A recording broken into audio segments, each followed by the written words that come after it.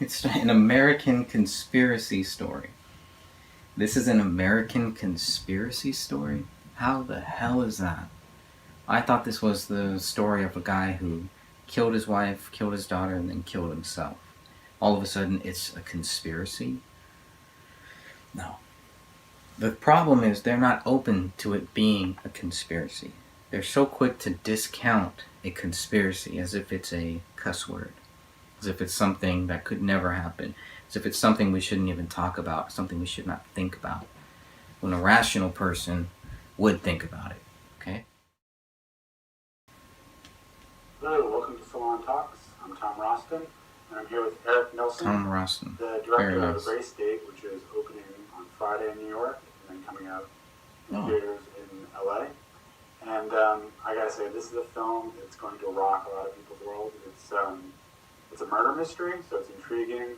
It's a character study, and it's also an incredible expose of the alt-right and the whole conspiracy theory movement. So it's a lot of things. Really, the alt-right and the conspiracy movement.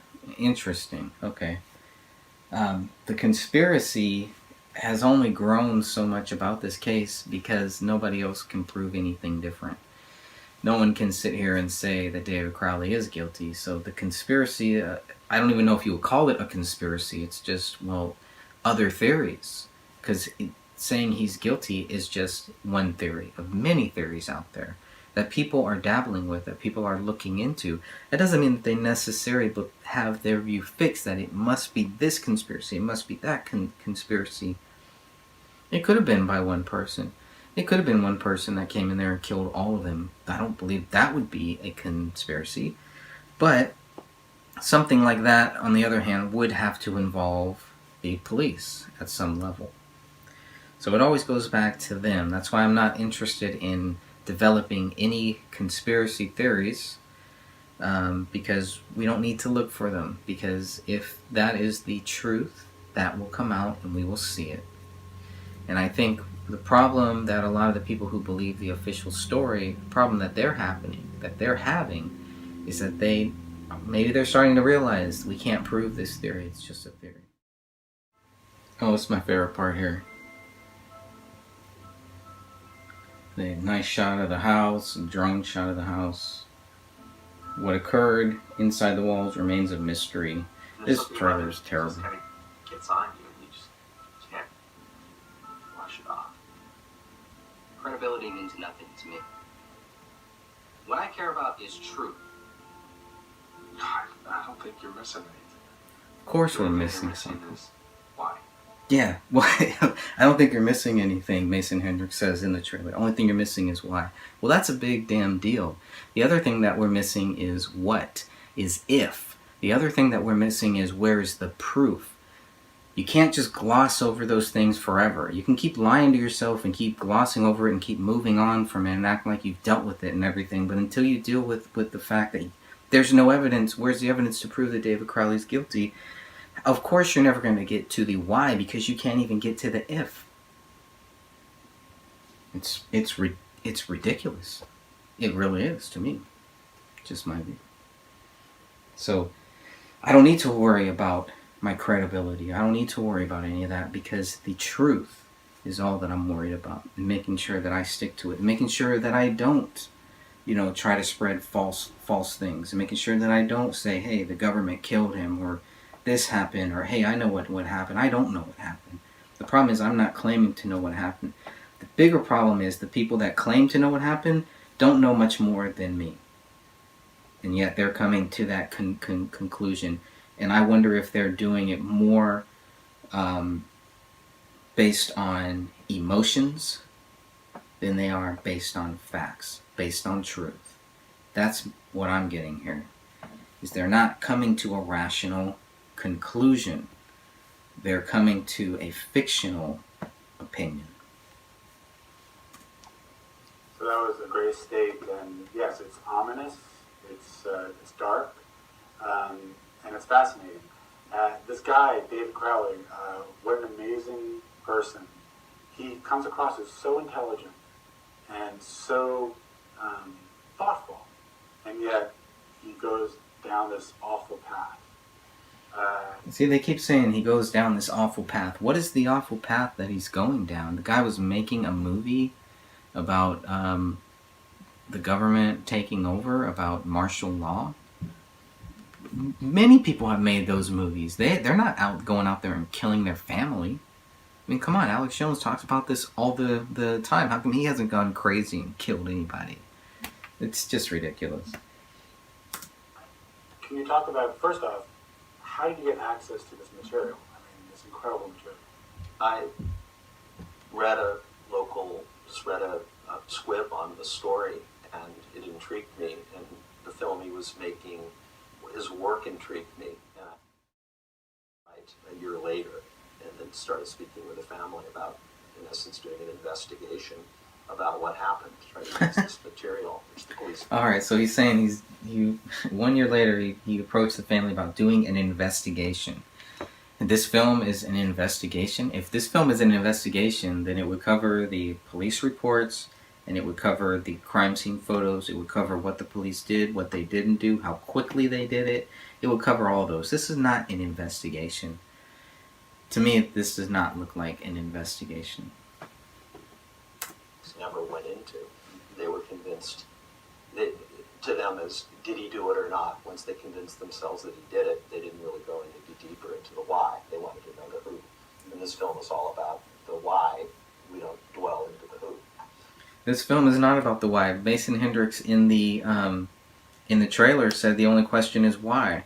And here you have Erik Nelson telling this interviewer that this film is all about the why. So more contradicting statements that we have here. Is it about the why, or is it not about the why? Because if it is about the why, I think it's going to fail, because it doesn't cover that.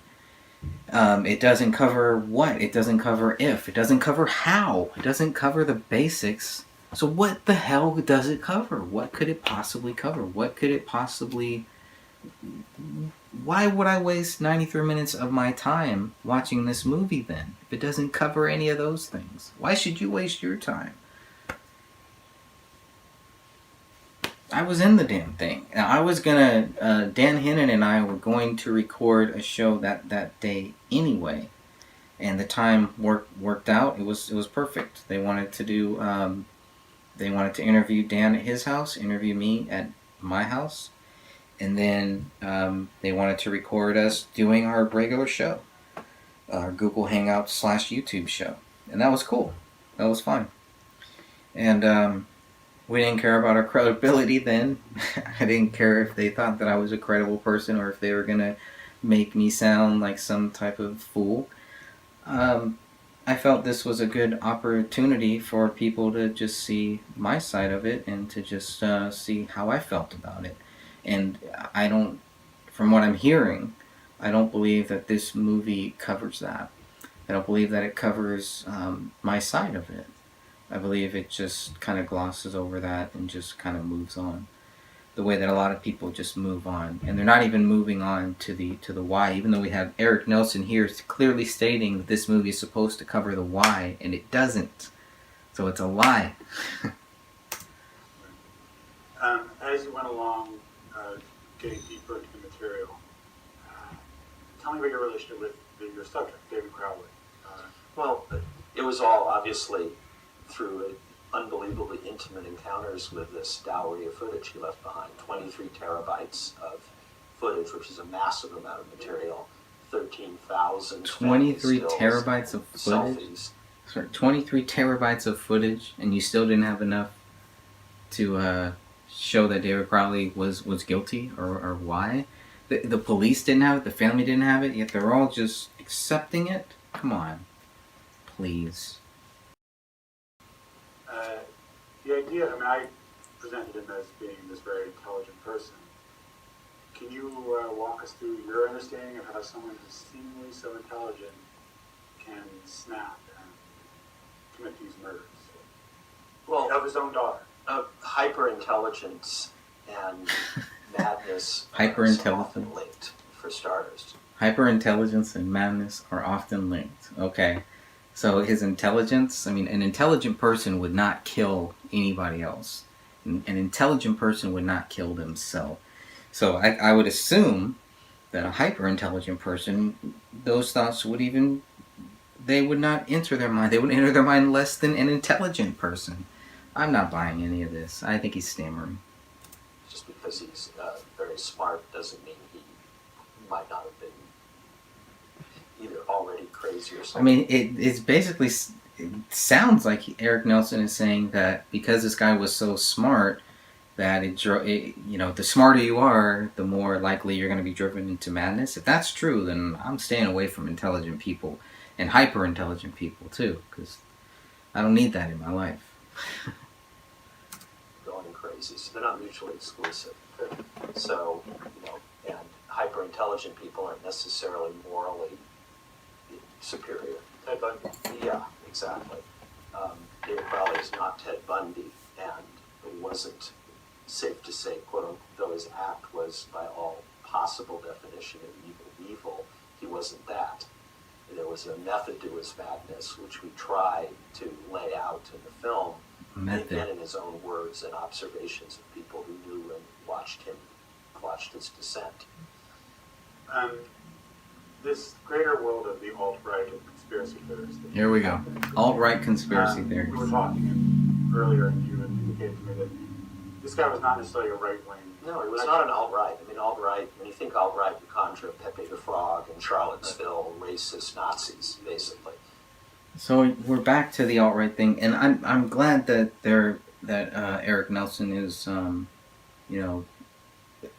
given a better chance to articulate his view that this really has nothing to do with the alt-right. And I think that's a huge, huge point. So I don't know where this alt-right stuff started from. I don't know why certain people in the media keep pushing this alt-right thing. They're like desperately trying to connect David Crowley to Alex Jones and to Donald Trump. And I don't know if that's more of just for clickbait, more of a media thing, or what it is to try to make the story relevant. They always try to tie David Crowley into something that's happening now, almost like their superiors are like, well, why should you write a story about David Crowley? Well, it has to do with now. It's still tied into things that are happening now. Maybe something like that. I don't know. But I find that very, very strange. So I'm really glad that Eric Nelson is making his view clear here about the alt-right. I think that's really good. I'm very happy about that. That was not David Crowley. That was not David Crowley's friends. They were libertarians. They subscribed more to the New World Order conspiracists. Some of the Alex Jones globalists are taking over the world, Bilderberg, that thing, which is not alt-right. That's a different. There's overlap, as in any fringes, but David Crowley was not, quote, an alt-right guy. He married and was sincere in his affection for a Muslim woman. He had issues with Islam, but it didn't prevent him from engaging with his wife and his wife's family. I think that's an interesting point where Eric Nelson says he had issues with Islam, but still married a Muslim woman and was still well liked, as far as we know, was still well liked and was respectful for the most part towards the Muslim family. So, I know that's one of the other theories, is that this was a Muslim hit, and this was this type of hit, and that type of hit, but I don't even think we need to really go there. I really don't. I don't think we're at that point yet, because police still have not proven their theory, and they can't. So I think we're still there, and I think the story is gonna, any credibility towards David is guilty kind of dies right there. It stops right there, because it's like, okay, David Crowley is guilty, all right, based on ABCDEF, and then it just, whoa, wait a minute, that's it? That's all there is to say that David Crowley is guilty? Oh no, there's got to be more than that. So people dig and dig and dig. I think this movie might attract those people who are still digging and digging to see what happened, because it's finally another view, another person who is asking those same questions here. Hopefully Nelson is more keen on asking those questions than on trying to answer those questions. It sounds like he is acknowledging, highlighting those questions, but he's not highlighting the overall question of where's the proof that David Crowley is guilty. If this movie does not cover that, I know I've said it a million times, but if the movie does not cover that, I think it fails. Again, at this point in America, the definitions, yes, the right. I mean, you know, the far right and the left, when it collides in extreme libertarianism, that we should be allowed to grow our pot plants without it. You know, there's so many mergings now. I mean, I'm not trying to be coy. I just think we should be, you know, ambiguity is at the heart of this story, and it's the heart of David Crowley's politics.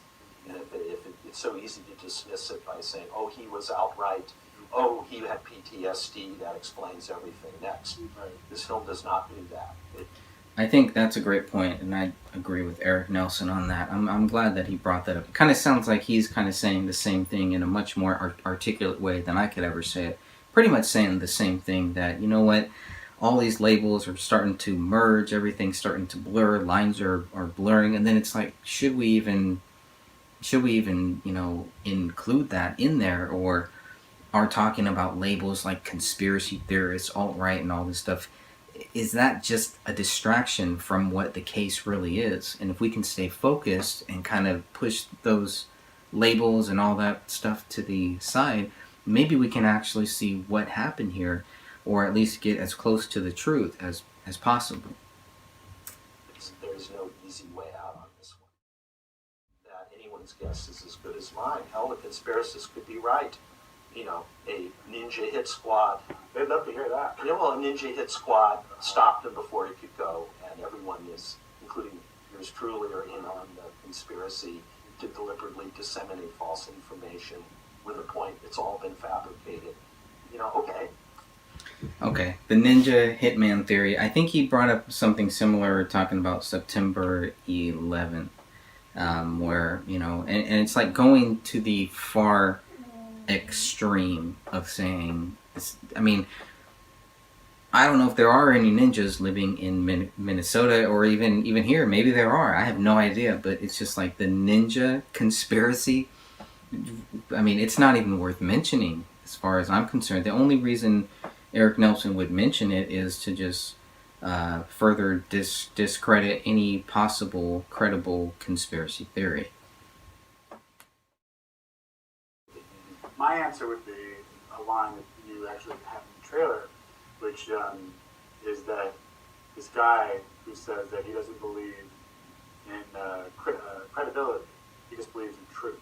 Mm-hmm. This idea that there are a lot of people out there, perhaps even David Crowley, who have this worldview that, you know, I guess this is a judgmental phrase, but it's paranoid, and they're suspicious. They're very suspicious. It is a very judgmental phrase to say paranoid and suspicious. No, it's called searching. It's called looking at the truth, looking for the truth, not looking for my version of the truth, not looking for a credible this, a credible that, looking for the truth. Black and white, pure and simple. Suspicious of the world around them. They do not trust the media or anyone around them. Let me tell you who I do trust. Is I trust Jesus Christ, and I trust that as long as I stay truthful to Him and I trust in Him, He's going to lead me to where I should go. And where He leads, I will follow. And He's followed me. I followed Him here, down this trail, for whatever reason. I believe that I'm, you know, an impartial observer at some point, at some level, because I don't have any stake in this. I don't have any stake in the franchise of the gray state. You know, I don't need to make money off of conspiracy theories or YouTube hits or videos or anything like that, like the Gray State team does. I don't need that. I have a job, okay? This is just taking away my time, and that's my choice. But it's not about being paranoid. It's not about anything like that. man, we're just trying to see what the truth is here. And the more that it's like the truth is not so simple, the more we keep digging. And we keep digging until we get there. And we will get there. So that's all that my trust is in. I don't need to trust the media. I don't even need to see the media as credible to read what they write and to examine it and to say, okay, I like this. Yes, I agree with that. I disagree with this. That's a great point. Blah blah blah. All this stuff. These people are not always credible themselves, but I give them the benefit of the doubt. Tom Roston, man, I give you the benefit of the doubt that you have not done the research that I have done on this. And I would challenge you to do that research, to have me on your show, to debate me, to discuss this with me, and I guarantee you, you're probably going to hear things that you haven't heard. Maybe it will entice you to actually look into some of these things that we're talking about, instead of just continually bashing us and just continually trying to make us, just trying to just write us off like we're just conspiracy people who are paranoid and mistrusting of everything. We don't believe anything. That's not true. It's not true at all. And they have gone to different sources, alternative sources for their information. No. We haven't gone to alternative sources for information. At least speaking for myself, I haven't gone to alternative sources for information. I've looked at every source. I've looked at what everybody is saying. That's the difference. I don't discount the conspiracy theories. I don't necessarily believe them or agree with them, but I don't discount them until I've looked into it, okay? Until I've really thought about it and said, okay, what evidence is there of a government hit? Zero. For me, it's zero. That's it. I don't see any evidence right now of a government hit. At the same time, I don't see any evidence of David Crowley being guilty. But that's where I stand, okay? Everything in between that is all open to interpretation, and we're just looking at it. We're just gathering facts, gathering data to see where that data leads. I wish more people would do that. I wish Tom Roston would do that. I was hoping Erik Nelson would do that. I was hoping a lot of people would do that. But those are false hopes. Like that guy, he believes in truth, right? I mean, Yeah, to right. me, it reminds me a lot of the 9/11 truthers. Well, it's the same.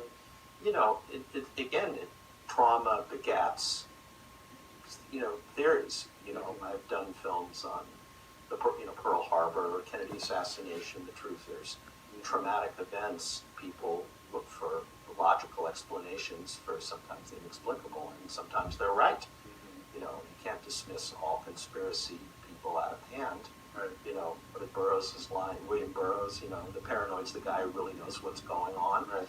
So, one can't dismiss out of hand, but one has to filter it. And when you reject information or form a conclusion, then one are not at all open to, That's a good point. It becomes a different thing. But Yeah, and I think that's the whole thing, is the way that they're portraying me is that I have rejected it, that I am not open to the possibility that David Crowley is guilty, when I've said from day one that I am.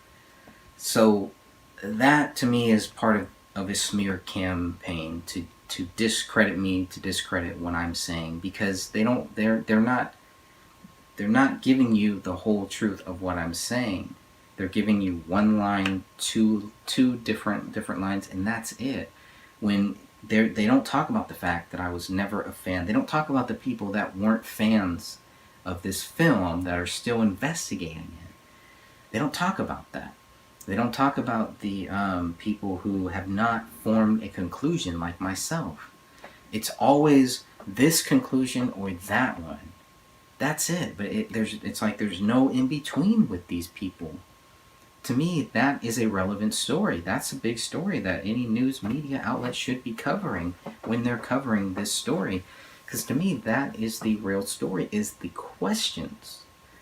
Because they don't have answers. The answers should be what the story is, but without the answers, all you're left with are questions. Now, if you want to discount those questions, then you do a smear campaign, you attack somebody, you make them look like something that they are not, instead of being truthful. You go after their credibility. You go after all of these different things, calling them different names, a conspiracy theorist or whatever, instead of really just looking at, well, this is what this person says. Okay, it's an interesting view because they weren't a fan of this. They do not believe everything is a conspiracy, and yet even they can see that there's something wrong here. That's a story I would have told, but it's not my story. I've learned it's like a religion. You don't argue, you don't debate people's religion or the tenets of religion with people. You're never going to win. And, in this case, the conspiracists have a platform.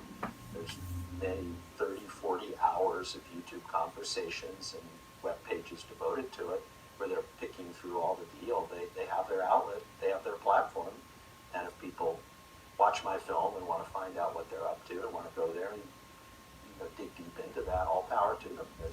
I don't have any problems with that. And they're currently responding to your film. I don't know if they've seen it, but No, they haven't. they haven't seen it. But you can find on Facebook and other places where they are condemning the film and condemning you. Of course. Yeah. Okay, we're not condemning the film or condemning him. We're looking at this objectively and really just saying, wait a minute, you guys aren't talking about this. This film doesn't cover that. People who have seen it have shared things with us. That just leads us to just more questions. But we're not condemning him. We're not attacking him. This isn't about Erik Nelson. This isn't about making him a victim. So we don't want to do what certain people do, make other people into a victim. We're just looking at this as objectively as possible. I don't think Erik Nelson is doing that because he is discounting conspiracy theories. He's discounting a lot of that. It truly is a film of our time, and I recommend everyone check it out. New York this weekend, coming to LA, and it'll be also available on streaming services soon. I guess It'll get out there. It'll get out there. The truth is out there. Exactly. Thanks a lot for coming, Erik. Thank you. The truth is out there. What a way to end it. Yeah, the truth is out there. Well, gee, where'd you get that from? X-Files? Yeah, the truth is out there. Unfortunately, the truth is not going to be seen in this movie, from what I can gather, just based on my view, by someone who has not seen it. Now, the interesting thing will be, if I am honest, if I am truthful, forget about my credibility, because I don't have any. But if I am honest and if I am truthful, once I see this movie, if it changes my view, I have to be open to that. I have to be willing to say, you know what, I believe this up until I saw this movie. How is this movie going to change my views on everything that I've been researching when it hasn't even covered or talked about all of the stuff that I've been researching? Maybe it has. Maybe I'm wrong. Maybe it has. I don't believe that. I don't believe that this movie is going to cover a lot of what I've been researching and a lot of what I plan to do in the future with the Gray Stage. Because that's what I see. This is a stage. This is a play. It is fiction. I think that what we're seeing, a lot of what we're seeing, a lot of what we're being told, a lot of the official story is pure fiction. Pure imagination. Pure imagination. And that's sad. Now, again, after I see this movie, maybe that view will change. Maybe I'll realize, like, 2 people have told me, once I see this movie, it's going to change my view, and, I have to be open to that. I really have to be open to that possibility. And so I am open to it. I'm open to saying, you know what? Yes, okay, finally, I have what I'm looking for. From the beginning, I did not begin looking into this as a citizen investigator. I don't even like that term. As a citizen investigator, I didn't begin looking into this thinking David Crowley was innocent. I began looking into this thinking David Crowley was guilty. That's my fault. That's my own bias. Okay? That's where I still struggle with that bias because of how I began this. I began the same thing with Philip Marshall. I began the same thing with September 11th. I began the same thing with John F. Kennedy. And the more research that I did, the more questions I had, and the less that I believed in the official story. That's what happened here. The more research that I did on David Crowley and his death, the less that I believed what the police were telling me was true. Plain and simple.